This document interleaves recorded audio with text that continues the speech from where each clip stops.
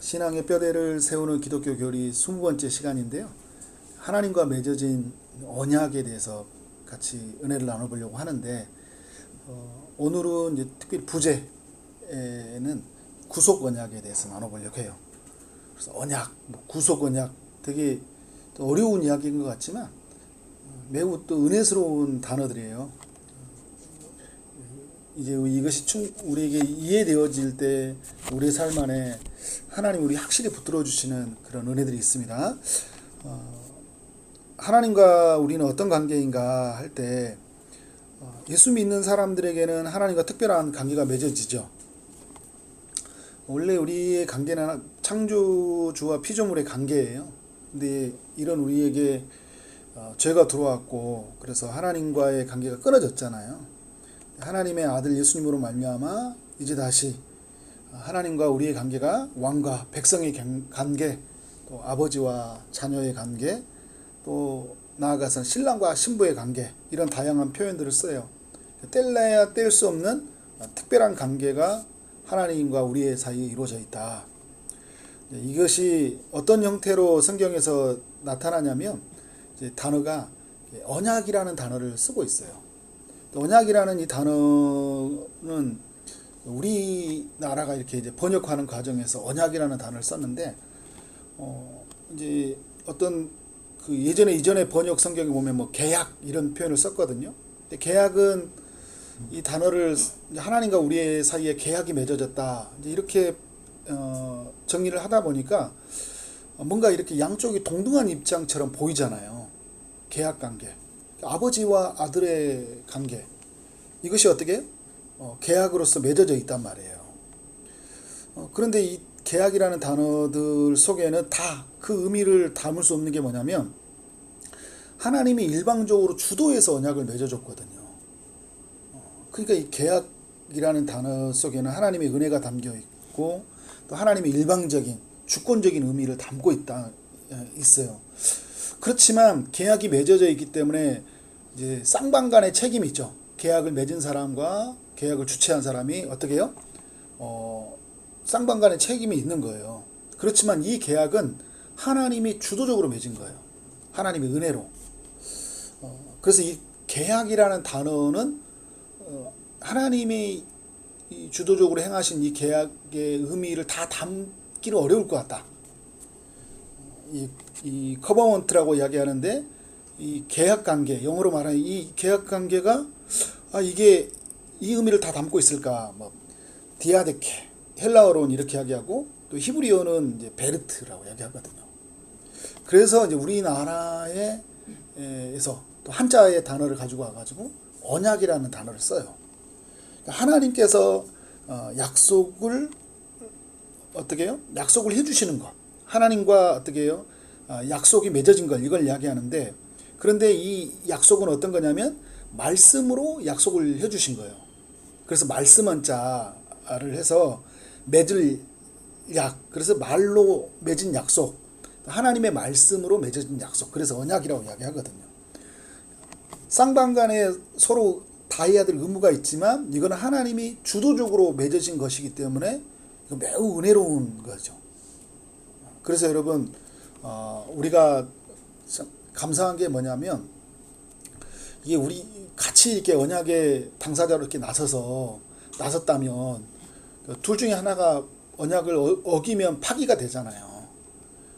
그러면 어떻게 해요? 그 언약의 파기가 된 사람은 그거에 대한 어떤 값을 지불해야 되는데 그리고 그 언약이 파기된 것에 대해서 엄청난 고통을 겪어야 되는데 손해를 보듯이 우리에게도 계약 파기가 되면 큰 손해가 있죠.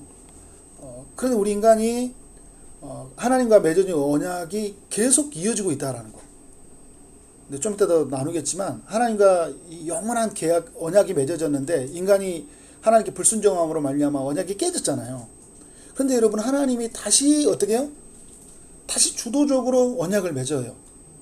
그게 이제 언약의 형태에서 행위 언약이다, 구속 언약이다, 이제 은혜 언약의 형태로 이제 계속 우리에게 나타나는데 아무튼 우리는 하나님과 어떤 관계가 이루어져 있냐면 언약의 관계라는 거예요. 언약의 관계. 고대 근동에서 그 사회에서 사용하던 약속의 방식이었거든요.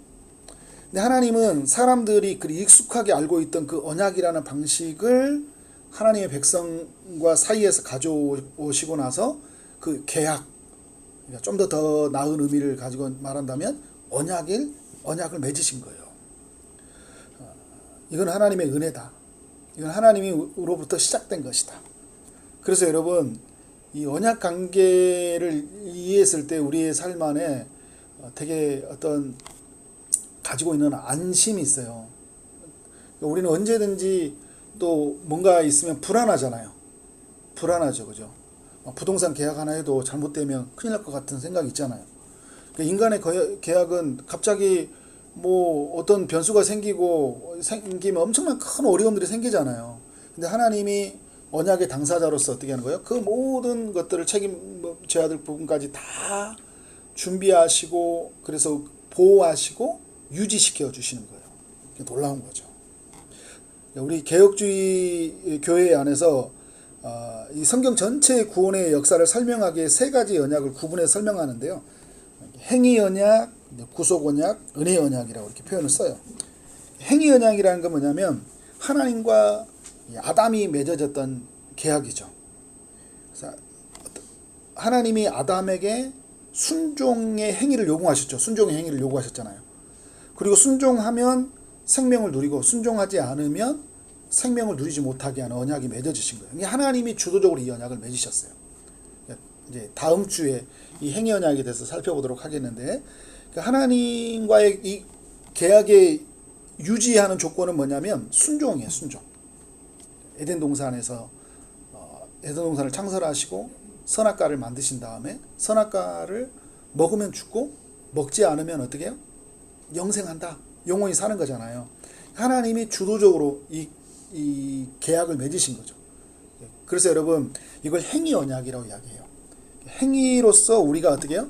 하나님의 그 약속의 의무를 다 하는 거예요. 근데 인간이 어떻게 됐어요? 약속을 지켰나요? 약속을 못 지켰죠. 그래서 언약이 깨진 거예요. 언약이 깨지는 인간에게 하나님이 이제 언약을 맺어주시는데, 이제 이후에 구속 언약이라는 언약이 있어요. 이 언약은 뭐냐면 성부 하나님과 성자 예수님이 구원을 계획하신 언약이에요. 그러니까 아담과 하나님이 맺어진 언약은 어떻게, 아담이 깨트렸는데 하나님이 인간을 대표한 예수님과 영원한 언약을 맺은 거예요. 구원을 위한, 인간의 구원을 향한 언약을 하나님이 예수님과 맺어주셔서 그 인간을 어떻게 합니까? 그 언약 안으로 초대하시잖아요. 이거를 이제 구속, 좀 이따 이제 이 부분을 더 깊게 살펴보도록 하겠습니다. 근데 은혜의 언약이라는 건 뭐냐면 이제 하나님께서 죄인을 은혜로 구원하신 언약이에요. 이제 언약의 당사자가 누구냐면 우리 인간이에요. 어떤 인간이냐? 구속을 입은 인간이에요. 그러니까 하나님의 아들로 말미암아 모든 죄가 용서함 받은 인간과 하나님이 영원한 언약, 은혜의 언약을 맺어주신 거예요.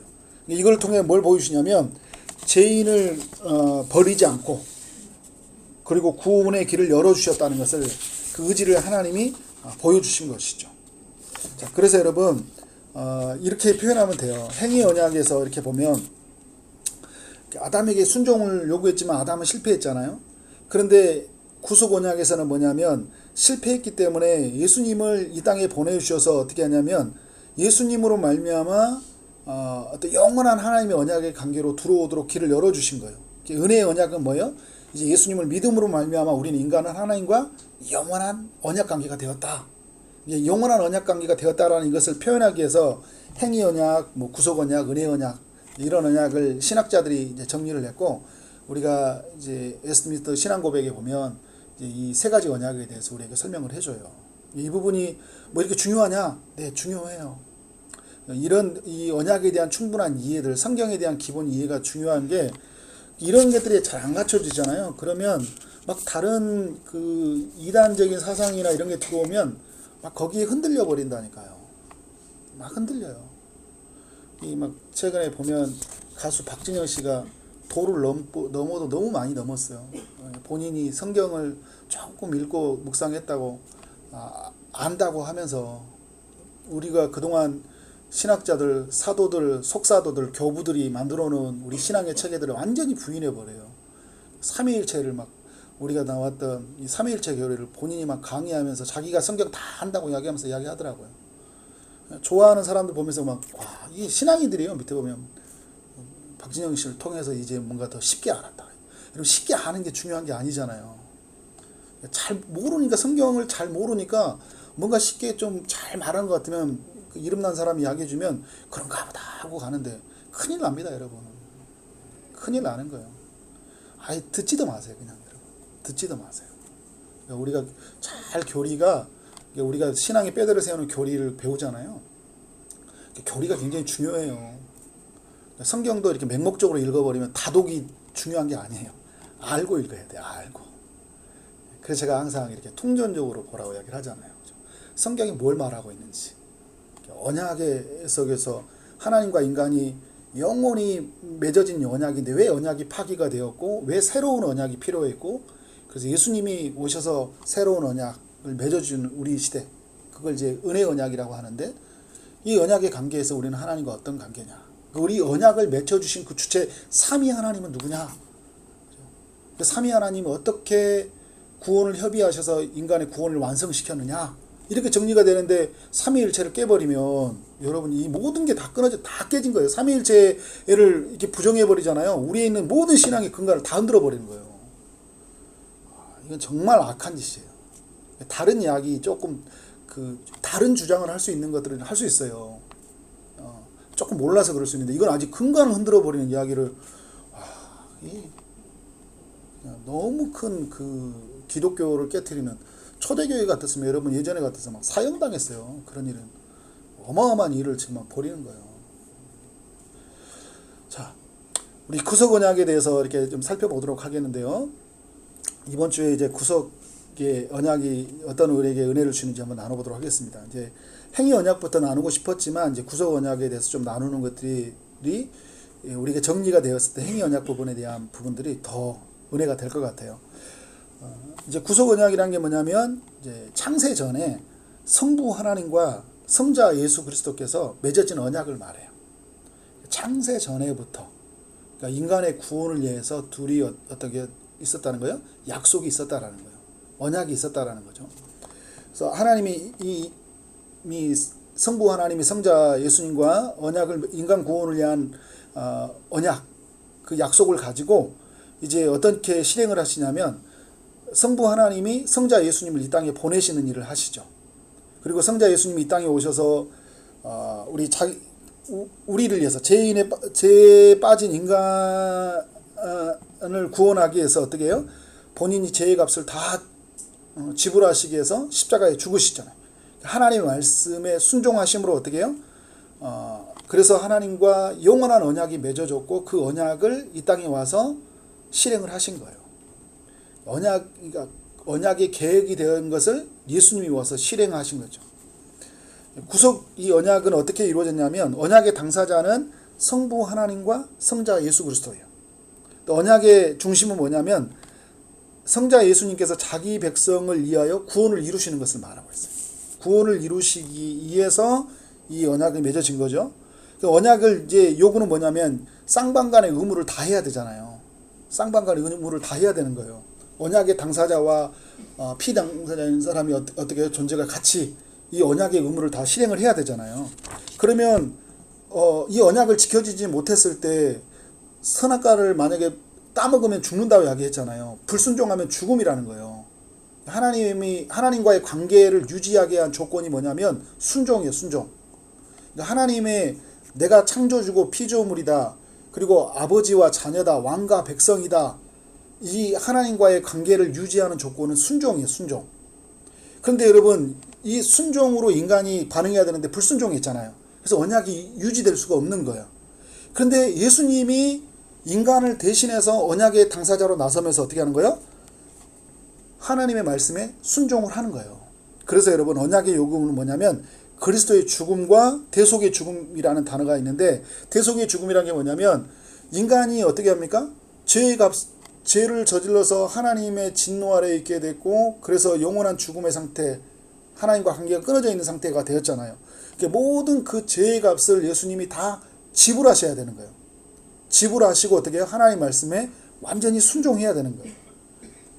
갈라디아서 4장 4절 5절에 보니까 때가 참에 하나님이 그 아들을 보내사 여자에게서 나게 하시고 율법 아래에 나게 하신 것은 율법 아래에 있는 자들을 속량하시고 우리로 아들의 명분을 얻게 하려 하심이라. 예수님이 이 땅에 오셔서 오셨는데 율법 아래 나시고, 그래서 그 율법 아래 있는 많은 사람들이 하나님 말씀에 불순종하고 죄에 빠져 있는데, 그래서 그 죄의 값을 지불하기 위해서 영원한 죄의 값은 영원한 죽음이잖아요. 이 모든 값을 다 지불하시고, 그래서 우리를 하나님의 아들의 명분으로 얻게 하셨잖아요. 이게 예수님의 일이거든요. 근데 이 일을 예수님이 다 하신 거예요. 그래서 어떻게 합니까? 언약의 관계가, 하나님의 언약의 관계가 성취가 되었다. 그래서 하나님과 이 영원한 언약의 관계가 유지가 되는 거고, 영원한 하나님의 언약의 관계 속에서 우리는 사는 거예요. 그렇기 위해서 하나님과 예수님이 이 언약을 맺어주신 거예요. 하나님과 예수님이 이 언약을 맺어주신 거예요. 우리 언약의, 그래서 예수님을 뭐라 하냐면 언약의 머리, 대표자, 그리고 오늘 이제 읽었던 말씀에 언약의 보증인. 그러니까 우리 인간의 모든 인간을 대신해서 하나님과 언약을 맺은 거예요. 그리고 어떻게 해요? 언약의 보증이라는 건 뭐예요? 우리가 값을 지불했을 때는 누군가가 이 값을 지불해야 되잖아요. 내가 언약을 실행하지 못하면 여기에 끼치는 모든 손해를 내가 다 내가 대신 지불하겠습니다라고 보증을 서잖아요. 그러니까 예수님이 그 언약의 보증인으로서 두 가지 역할을 감당한 거예요. 언약의 대표자로서, 그리고 언약의 보증인으로서 모든 것을 다 관계를 이루게 하시니까 언약이 어떻게 해요? 성립이 되는 거예요. 유지가 되는 거예요. 언약이 안 깨지는 거예요.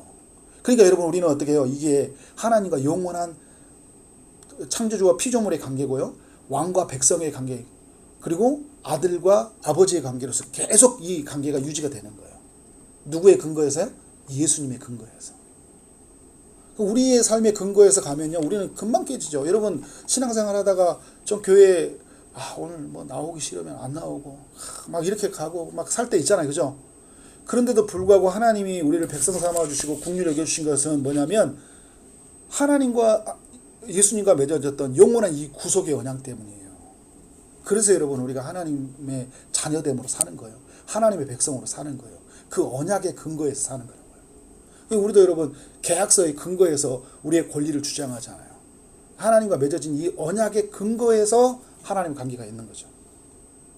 어떻게 성취되었는가 할 때 이제 이 구속 언약, 그러니까 구원할 구, 그 다음에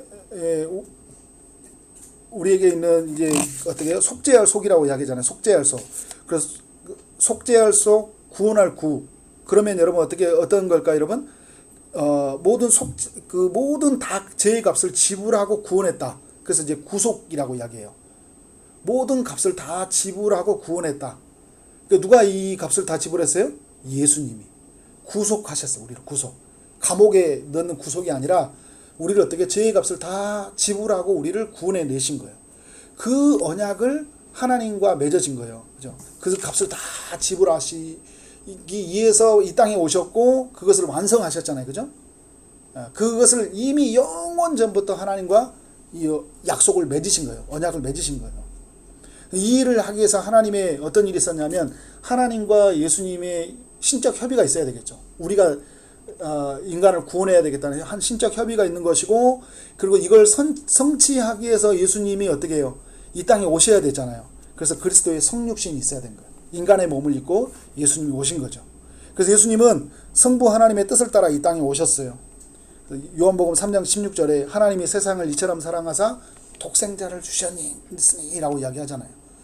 그러니까 예수님이 인간을 구원하기 위해서 그 영원 전부터 맺어진 그 언약을 따라 이 땅에 오신 거예요. 그래서 이 일을 하기 위해서 주님이 하신 일이 뭘까요? 순종이에요. 순종. 참 하나님이시고 참 사람이신데 예수님이 이 땅에 오셔서 어떻게 해요? 우리를 대신하여 율법에 온전히 순종하셨어요. 그러니까 하나님의 뜻에 온전히 순종하신 이 땅에 오셨고, 그리고 하나님이 이 땅에서 어떻게 인간이 살아야 될 규범, 하나님의 말씀을 주셨잖아요. 율법을 주셨단 말이에요. 근데 하나님과 인간이 관계를 유지하기 위해서는 이 율법의 말씀을 완전히 순종해야 되는데 인간의 아담 안에 태어난 사람들은 이 말씀에 순종하지 못했잖아요. 그런데 예수님이 이 땅에 오셔서 어떻게 하는 거예요? 그 율법의 말씀에 완전히 순종하신 거예요. 순종하셨는데 이제 이후로도 이전에 우리가 말했던 것처럼 대속의 죽음이 필요하잖아요. 인간이 죄의 값을 우리가 이제 이런 거예요, 여러분. 우리가 이전에 하나님과의 이렇게 살아왔어. 하나님과의 이제 좋은 관계로 나아가려고 하지만 내 안에 어떤 문제가 있습니까? 죄의 문제가 있잖아요. 죄의 문제가 해결돼야지 하나님께 갈 수 있단 말이에요. 우리 하나님의 진노 아래에 있기 때문에 하나님으로 말미암아 죄에 빠져 있는 인간은 어떻게 하나님께 갈 수가 없는데 예수님이 어떻게 합니까? 그 죄의 모든 인간의 값을 대신하여서 어떻게 해요? 자신이 지불한 거예요. 자신이 십자가에서 대신 죽으신 거죠. 값을 지불한 거예요. 그리스도께서 단번에 죄를 위하여 죽으사 의인으로서 불의한 자를 대신했다. 불의한 자를 대신하기 위해서 어떻게 해요? 단번에 죽으신 거예요. 그래서 하나님 말씀에 완전히 순종함으로 여러분 신명기 말씀에 보면 이런 말씀이죠. 하나님 말씀에 순종하면 복을 받고 불순종하면 저주를 받는다고 하는데 예수님은 어떻게 해요? 하나님 말씀이 완전히 100% 순종하셨어요. 이게 100% 순종하시니까 얻어진 복이잖아요. 그죠? 그리고 어떻게 죄의 값을 완전히 다 지불하셨어요. 자기가. 그러니까 어떻게 합니까? 우리 인간을 대신해서 인간을 대표해서 하나님 앞에서 어떻게 하는 거예요? 하나님 말씀에 다 순종하고 죄의 값을 다 지불했으니까 그 예수님 안에 있는 사람들을 어떻게 하는 거예요? 예수님의 순종으로 얻어진 복을 예수님 믿는 사람들에게 다 전해주고 그 죄의 값으로 받아줄 형벌로부터 벗어나게 해주는 거예요. 그죠 여러분? 그러니까 여러분 우리는 어떻게 하냐? 형벌을 받지 않는 존재가 될 뿐만 아니라 예수님의 순종으로 얻어진 복을 다 받게 되는 거예요. 그러니까 우리는 형벌을 안 받는 존재, 예수님의 순종으로 얻어진 복을 다 받는 존재가 되었다라는 거예요. 그래서 로마서에서 말한 것처럼 예수님과 함께 우리가 상속자가 되었다 막 이런 표현을 쓰잖아요. 우리가 아들의 지위를 얻은 거예요. 그리고 우리가 하나님과 영원한 언약의 관계가 되어진 거예요. 누구로 말미암아? 예수님으로 말미암아. 그래서 여러분 예수 믿으라 이야기하는 거예요. 그러니까 여러분 예수 안 믿고 교회 열심히만 다니면 그게 우리에게 아무런 유익이 없다라는 거예요. 종교 생활만 해갖고는. 교회 열심히 다녀가지고 열심히 봉사하세요라는 게 아니라 우리 정말 중요한 게 뭐예요? 예수 믿으세요 하는 거예요. 예수 믿어야지 예수님이 얻어졌던 모든 순종으로 얻어진 복을 그가 형벌로 우리를 받았던 그 모든 것으로부터 우리가 벗어난다고요.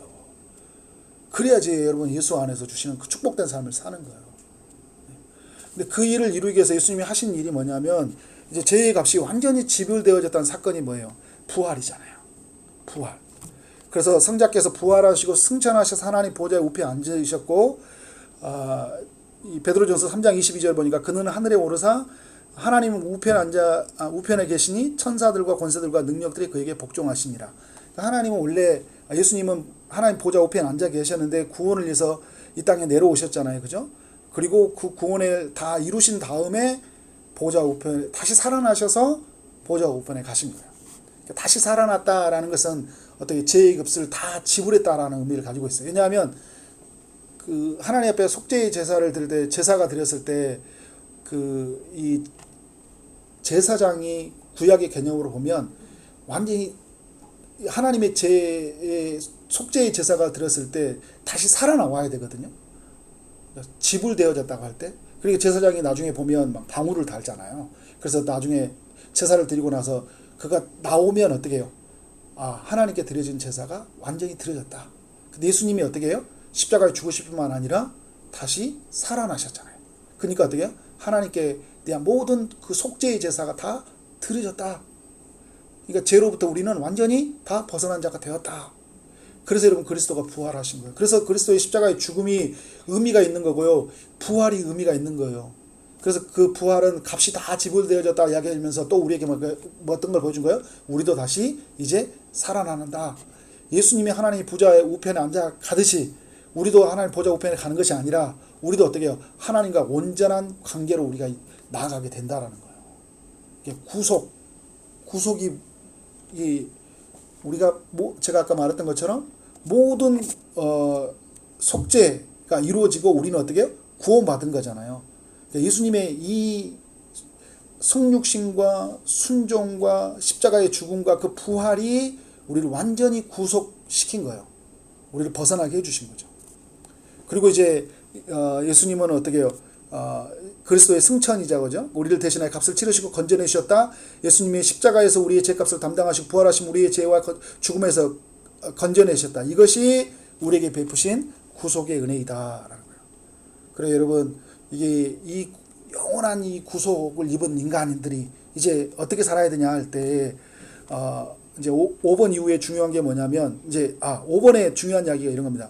그리스도께서 이루신 구원을 그러면 어떻게 적용해야 되냐? 십자가의 죽음과 부활로 그죠?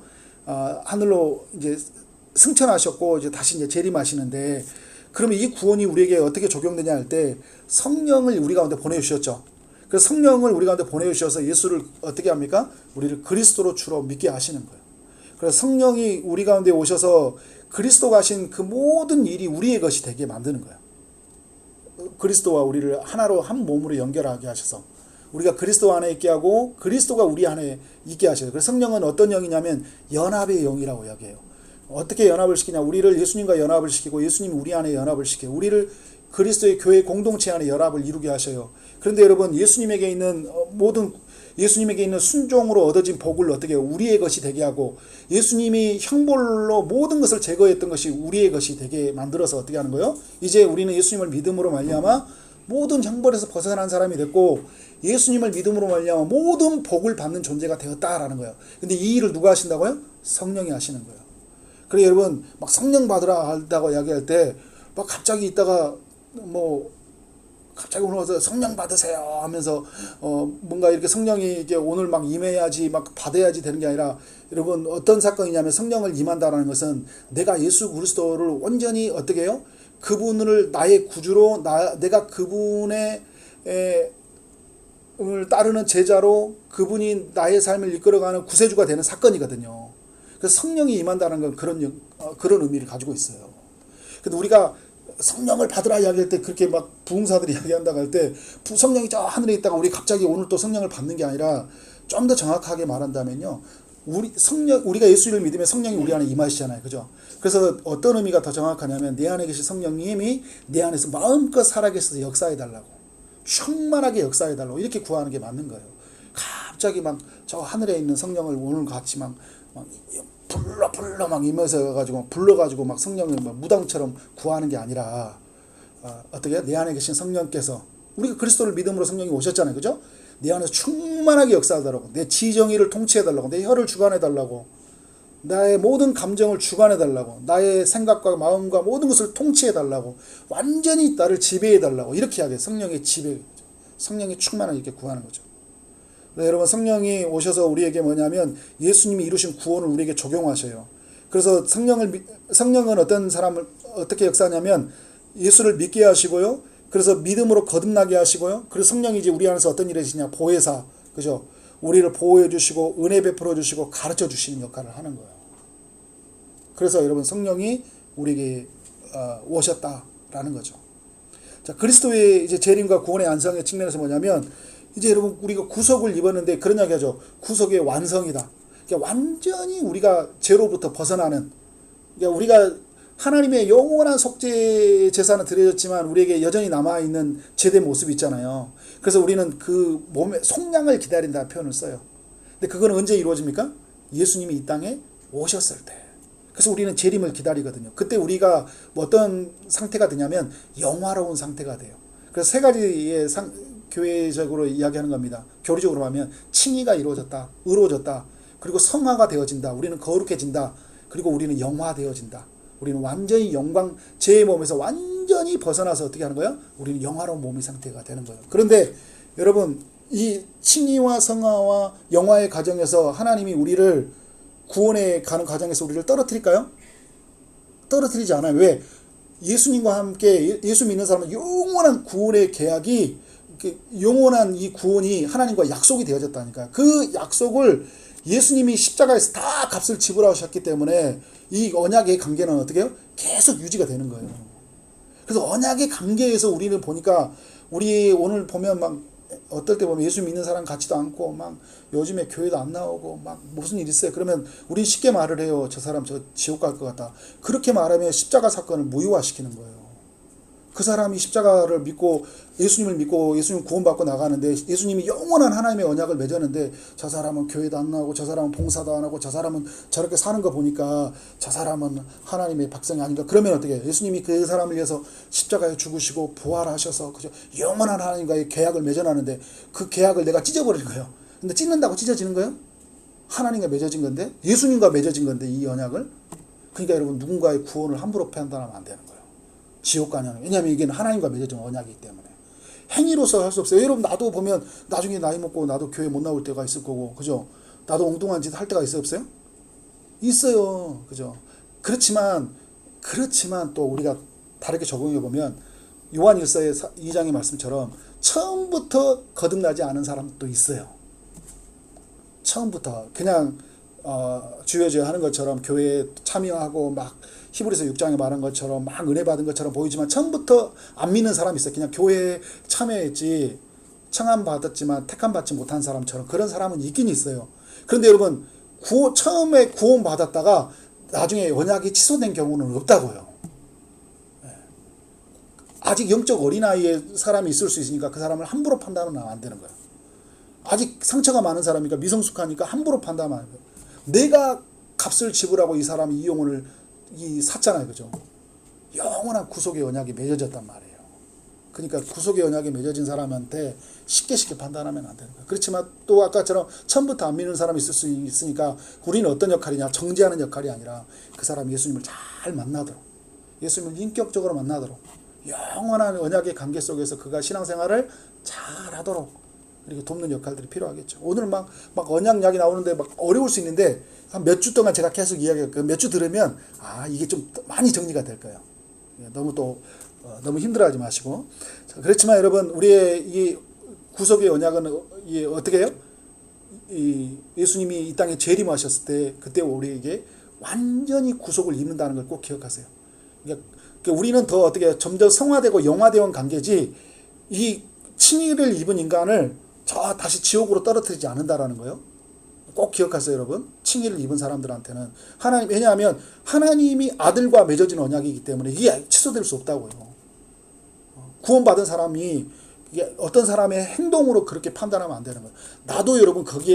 나도 거기 그 논리에 들어갈 수 있어요. 그렇게 말해버리면. 나도 여러분 예수 믿고 엉뚱한 짓 하고 살아갈 때 누군가가 그럴 거 아니에요. 너 같은 믿음은 천국 갈 믿음이 아니야. 딱 말하면 여러분 그러면 어떤 믿음이에요? 이야기할 때 행위의 근거로 네가 신앙생활 열심히 해야 되고 기도생활 열심히 해야 되고 말씀 열심히 봐야 되고 전도해야 되고 그래서 너는 믿음 있는 사람 이렇게 정리하면 안 되잖아요. 그죠? 내 안에 어떻게 예수에 대한 믿음의 고백이 있냐? 그가 구세주냐? 나의 인생의 주인이냐? 그 신앙의 고백이 있다면 어떻게 하는 거예요? 그에게는 그 고백 속에서 칭의가 이루어진 거예요. 그러니까 이거는 어떻게 해요? 하나님의 구속을 입은 거잖아요. 그죠? 속죄 값을 지불하고 주님이 구원하셨고 그건 그 주님의 구원 안에 있는 사람인데 쉽게 판단하지 말라는 거예요. 그죠? 사람들 판단하지 마. 그러니까 내가 하나님 앞에서 믿음으로 살아야지 다른 사람을 막 믿음을 가지고 천국 가네 못 가네 이렇게 신앙생활하면 너무너무 힘들어요. 그러니까 뭐가 안 되면 국리를 여기고 기도해 줘야 될 대상이지 막 그 어떤 구도로 가지고 가면서 예수도 모르는 것들이 저 지옥 갈 인간들이 이렇게 말하면 안 되는 거죠. 굉장히 위험한 거예요. 하나님의 아들이 십자가에서 값을 주고 산 사람이기 때문에 그도 하나님의 백성이잖아요. 그죠? 그러니까 나와 다르다는 것 뿐이지 틀린 건 안 돼요. 아까 박진영 씨 같이 그렇게 가버리면 안 돼요. 그건 큰일 난 겁니다. 자, 이제 마지막에 우리가 이제 오늘 우리에게 주는 은혜는 뭐냐면 우리의 구원은 하나님의 계획에서 시작되었다는 거예요. 그러니까 여러분 이게 은혜가 있어요. 우리 하나님의 계획에서부터 시작됐잖아요. 그게 은혜죠. 내가 뭔가 계획해서 찾아간 게 아니잖아요. 하나님의 계획에서 나를 찾아오신 거예요. 우리의 구원은 그리스도의 완전한 순종에 근거한다. 그죠? 그리스도의 순종에 근거하는 거예요. 우리의 구원은. 그가 십자가에 죽으셔서 이루신 거잖아요. 내가 막 순종해서 내가 얻어진 구원이 아니잖아요. 그죠? 내가 획득한 구원이 아니에요. 그죠? 내가 획득한 구원이 아니라고요. 내가 열심히 해서 구원 얻은 게 아니라잖아요. 예수님이 십자가에서 얻어진 것을 우리가 믿음으로 어떻게 해요? 우리가 구원을 누리는 거예요. 그죠? 그리고 우리의 구원은 십자가의 은혜에 근거한다. 십자가를 바라보는 자. 그죠? 뱀이 그 모세의 때 노뱀을 바라보는 자가 산다고 하잖아요. 우리의 근거는 뭐예요? 예수님이 요한복음 3장에서 그 말을 하잖아요. 인자가 들려야 되리니. 높이 들리신 십자가에 오로지 인간의 죄의 값을 지불하고 하나님께 복을 누리게 살 수 있는 길은 뭐냐면 높이 매달린 십자가 예수님을 나의 구세주로 바라보는 거예요. 그 사람이 어떻게 한다는 거예요? 구원받는 거예요. 그 사람이 구속을 입는 거예요. 우리의 구원은 어떻게 성령께서 지금도 이루어 가신다. 그러니까 성령이 우리 안에서 내주하시고 어떻게 우리를 보호하시고 가르치시고 우리를 인도해 가신다라는 거예요. 그래서 우리의 구속은 어떻게 해요? 완성이 되어져요. 예수님이 재림 때. 우리 이 땅에서 완성되는 거 아닙니다. 예수님이 재림하셔야지 완성이 돼요. 그리고 여러분이 죽으면 어떻게 할까요? 죽어도 완성이 안 돼요. 여러분에 있는 칭의는 죽음으로 모든 것도 있지만 완전한 구속은 어디에서 이루어지냐면 예수님이 이 땅에 재림하셔야 되는 거예요. 재림하셨을 때. 그러니까 여러분 죽은 자들이 누구를 기다리고 있어요? 계속 예수님을 기다려요. 근데 우리의 영혼은 낙원에 이르러서 몸의 부활을 기다리고 있어요. 그런데 우리의 몸은, 우리의 영혼은 하나님의 임재 가운데서 그 천국의 기쁨을 다 누려요. 그리고 우리의 인격으로 지어졌기 때문에 인격으로 하나님을 만나고 그분을 경험하지만 뭘 기다리고 있냐면 우리는 죽잖아요. 예수님이 이 땅에 재림하셔서 우리의 몸이 부활할 때까지 계속 기다리고 있는 상태예요. 우리가 죽어도. 그러니까 결국은 이 땅에 있는 것은 언제 다 완성이 되는 거예요? 예수님이 재림하셔야 되는 거예요. 그래서 마라나타는요, 모두가 기다리는 거예요. 마라나타, 예수님이 오셔야 되는 거예요. 아이고 힘든 세상 천국 가면 좋겠다. 그래, 내 죽으면 천국 갑니다. 천국에 있어요, 우리의 영혼은. 그렇지만 우리의 몸은 어떻게 해요? 몸은 땅의 흙에 있어요. 예수님이 재림하셔야지만이 그때 우리의 몸이 이 천국에 있는 낙원에 있는 영과 부활체를 이루어서 부활한 몸을 이루어서 그 영과 결합하여 완전한 새로운 형상으로 우리가 사는 거예요. 그렇지만 죽어도 천국의 기쁨, 천국의 영화는 요한계시록에 말하는 것을 다 누려요. 그러니까 여러분 주의 마라나타 주 예수여 어서 오시옵소서 말하는 거예요. 마지막에. 그러면 여러분 죽으면 천국 가면 되는데 왜 예수님을 왜 오셔야 돼요? 그죠? 아무 필요가 없잖아요. 그죠? 그러니까 뭐 이미 죽어도 천국이지만 재림하셔야지만 필요가 완성이 됩니다. 그래서 여러분 우리는 재림을 기다리는 거예요. 요즘 시대를 보니까 빨리 오셔야 될 것 같아요. 그죠? 빨리 오셔야 될 것 같아요. AI가 지난번에 보니까 그 스스로 이게 그 탈령이라고 이렇게 하더라고요. 스스로 결정을 해서 자기가 나가고 이렇게 하더라고요. AI가 이제 그 정도로 발전했더라고요. 그러니까 이제 그래서 이 AI가 나중에 인간을 지배해야 한다. 그러니까 그렇게 무서운 이야기 이렇게 하더라고요. 나중에 보면 그 AI가 예를 들어서 이게 종합적으로 사고하지 못하고 그 이 시대의 뭔가 방해물들은 뭐 다 죽여라. 없애져야 한다. 깨끗한다. 그러면 어떻게 할까요? 어떤 것들은 다 정리해버릴 수 있는 그런 시대가 도래할 수 있다고 카시트 교수가 이런 이야기 하더라고요. 그러니까 지금부터 이제 AI에 대한 윤리 기술들. 근데 그런 이야기 보면서 인간이 악한 인간들은 정말 무한히 그런 인간들은 또 이상한 짓을 할 것이다. 그러면 빨리 주님이 오셔야 되겠다 생각이 들더라고요. 빨리 주님이 오셔야지 재림해 주시는 그 완전한 지식을 누리고 사는 그 기쁨을 우리 인간이 누릴 수 있다라는 거죠. 그리고 우리의 구원은 어떻게 해요? 반드시 완성된다. 언제요? 예수님이 재림하실 때. 그래서 우리는 여러분 예수님의 재림을 바라보는 거예요. 그죠? 우리는 사랑하는 사람들과 함께 우리는 어떻게 해요? 마라나타 예수님의 재림을 바라보고 우리 사람들은 시기와 미움과 다툼의 대상이 아니에요. 그리스도를 함께 바라보는 대상들이에요. 우리는 함께 예수님을 바라보면서 믿음을 얻었잖아요. 그리고 함께 우리는 성화되어야 되고요. 함께 완전한 구속을 입어야 되는 거예요. 이것을 이루기 위해서 영원 전부터 하나님과의 아들이 그 계획하신 것을 우리가 오늘 지금 누리게 되는데 우리 사랑하는 공동체들 또 주변에 있는 사람들이 같이 함께 이것을 누려가야 되겠잖아요. 그죠? 그리고 공동체의 기도가 필요한 거예요. 단순히 육체적인 아픔에서 고통에서 벗어나는 게 아니라 완전한 구속을 입는, 그죠? 완전히 우리의 몸이 새로워지는 거. 완전히 하나님의 은혜로 내가 사는 이러한 상태를 우리가 바라보면서 오늘도 우리는 믿음으로 살고 우리 공동체 한 사람 한 사람을 믿음으로 격려해야 된다. 그렇게 사는 우리 모두가 되어지기를 주님 이름으로 축원합니다. 아멘.